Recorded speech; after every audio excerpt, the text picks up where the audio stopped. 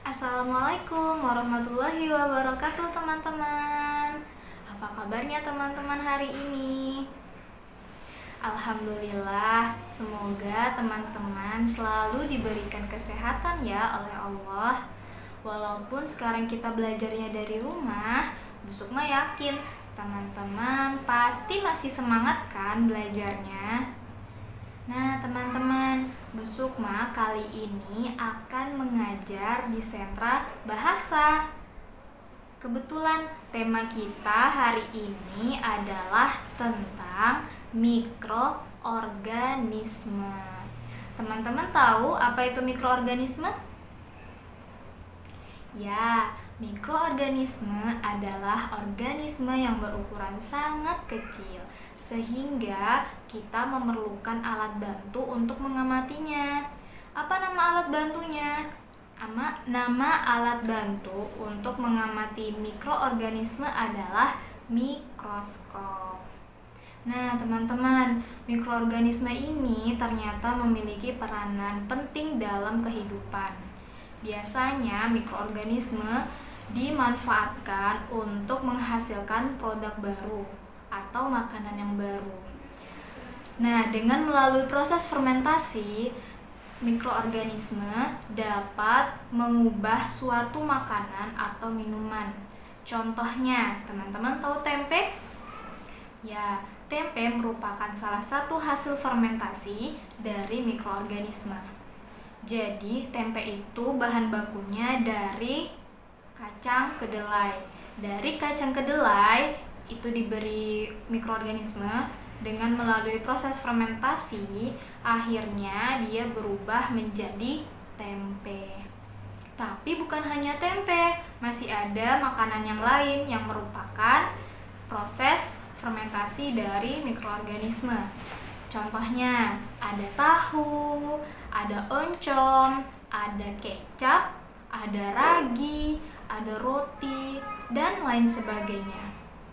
Nah, teman-teman, ternyata mikroorganisme itu dekat ya dengan kehidupan kita sehari-hari.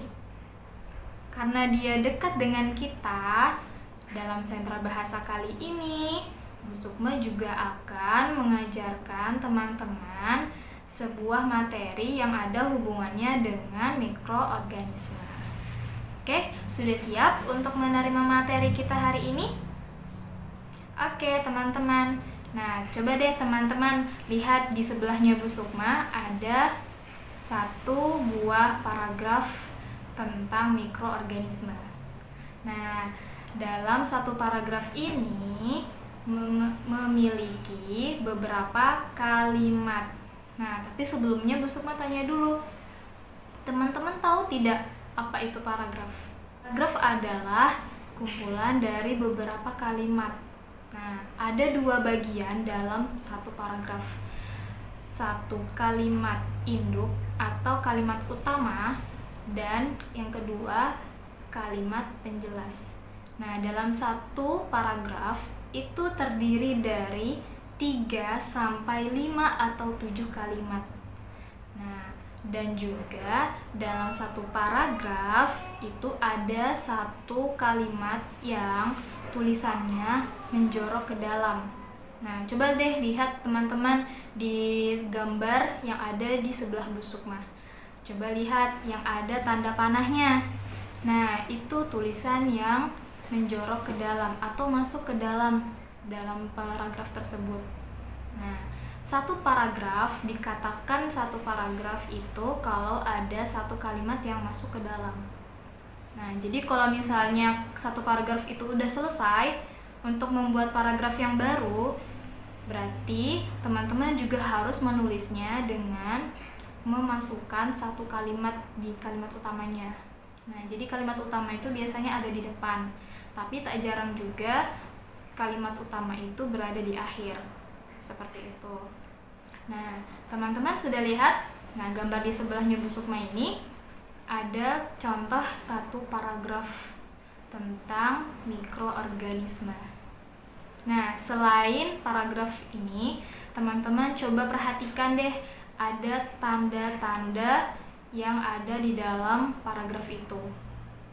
Coba dilihat ada tanda apa saja di dalamnya. Ada tanda titik, lalu ada tanda koma, lalu ada tanda titik 2, dan ada tanda hubung atau tanda penghubung. Nah, teman-teman tahu tidak itu tanda-tanda apa? Ya, itu namanya tanda baca. Tanda baca ini kita perlukan teman-teman saat kita akan membaca suatu paragraf. Nah, tanda baca ini menunjukkan struktur dari paragraf tersebut dan juga untuk membantu kita menjeda ketika kita membaca paragraf tersebut. Jadi, kalau kita membaca suatu paragraf itu ada intonasinya, ada jedanya. Jadi nggak langsung dibaca semua kalimatnya, ada jedanya masing-masing. Nah, teman-teman, dari gambar di samping, teman-teman bisa lihat ini merupakan salah satu contoh bentuk paragraf. Nah, dan di dalam paragraf ini ada beberapa tanda baca. Yang pertama ada tanda baca titik. Apa gunanya tanda baca titik? Nah, tanda baca titik biasanya digunakan pada akhir kalimat. Selain itu, tanda titik juga digunakan untuk menunjukkan gelar pada seseorang. Lalu, yang selanjutnya, titik difungsikan juga sebagai penunjuk bilangan. Jadi, dalam penulisan bilangan ribuan biasanya digunakan tanda titik. Contohnya pada bilangan 1250. Nah, titik pada bilangan tersebut menunjukkan bahwa itu merupakan bilangan ribuan, 1250. Selanjutnya, tanda koma. Nah, tanda koma berfungsi sebagai pemisah kalimat yang satu dengan kalimat yang lain. Nah, tapi dia hanya memisahkan, tapi masih dalam satu kalimat utama yang sama. Nah, biasanya kalimatnya sama, akan tetapi pembahasannya belum selesai dalam satu kalimat itu. Jadi menggunakan koma. Lain kalau misalnya penggunaan titik, tanda titik. Kalau sudah menggunakan tanda titik, berarti kalimat tersebut sudah selesai. Nah, selanjutnya ada tanda titik 2. Tanda titik 2 berfungsi untuk mengawali penguraian suatu kalimat. Nah, lalu tanda hubung. Tanda hubung berfungsi untuk menghubungkan pemenggalan kata atau biasanya digunakan pada kata yang berulang. Oke, coba kita baca satu paragraf yang ada di gambar yang ada di sebelahnya Bu Sukma ya. Oke. Mikroorganisme adalah organisme yang berukuran sangat kecil, sehingga untuk mengamatinya diperlukan alat bantu yang disebut dengan mikroskop. Mikroorganisme memiliki peranan yang sangat penting dalam berbagai bidang kehidupan. Mikroorganisme dapat dimanfaatkan untuk menghasilkan suatu produk yang baru. Salah satunya proses dari fermentasi yang dapat mengubah makanan dan minuman. Dari fermentasi tersebut dapat menghasilkan makanan berupa tempe, oncom, tape, keju, roti, dan lain-lain. Nah, dari paragraf itu terlihat ya, ada beberapa tanda baca. Ada titik, koma, tanda titik 2, dan tanda hubung. Nah, teman-teman, coba dilihat di kalimat yang ada di kalimat terakhir. Nah, di kalimat terakhir, dari fermentasi itu dapat menghasilkan makanan berupa tempe, oncom, tape, keju, roti, dan lain-lain. Nah, di situ ada tanda titik 2 setelah kata berupa. Nah, itu menunjukkan bahwa tanda titik 2 itu untuk menguraikan suatu kalimat. Jadi menunjukkan nih kalau misalnya ternyata dari fermentasi itu ada beberapa makanan yang dihasilkan. Nah, lalu dikasih titik 2 berupa, atau misalnya contohnya titik 2 ada tempe, oncom, tape, keju, roti, dan lain-lain. Nah, selanjutnya setelah tanda titik 2 itu ada koma.